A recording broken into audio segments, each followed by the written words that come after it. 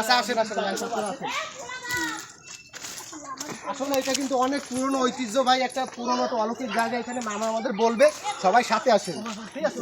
আর এটা দেখতে হলে অবশ্যই শাহপুর মধ্যগ্রামে আসতে হবে, আসতে দেখতে পারবেন। একটু দেখেন, আসলে জায়গাটা একটু দেখাও।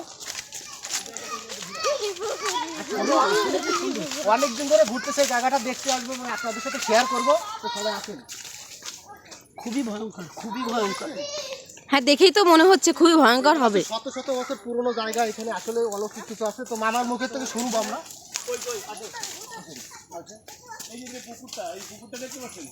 এই পুকুরে এক সময় নাকি শুনছি যে ড্যাগ উঠতো, ড্যাগ, তারপরে হাড়ি কুড়ি এগুলো উঠতো, এগুলো মানুষ ব্যবহারের জন্য রাখতো। চাইলে মানে কেউ যদি চায়, অসহায় মানুষ তারা চাইলে এটা পাইতো, তারা ব্যবহার করে পরবর্তীতে এটা আবার এখানে রেখে যেত, সেটা আবার চলে যেত। আর দ্বিতীয়ত এখানে একটা জায়গা আছে, এখানে ইট আছে, এর তলে ইট আছে।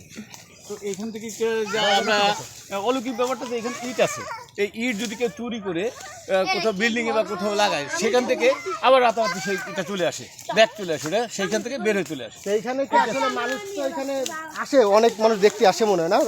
অনেক আসে, দেখতে আসে। আসলে আপনারা অনেকেই শুনছেন যে পুকুরের থেকে আসলে অনেক কিছু উঠে যায়। গরিব অসহায় মানুষরা যখন তাদের মানে বিয়ে শাদীর ব্যাপারে,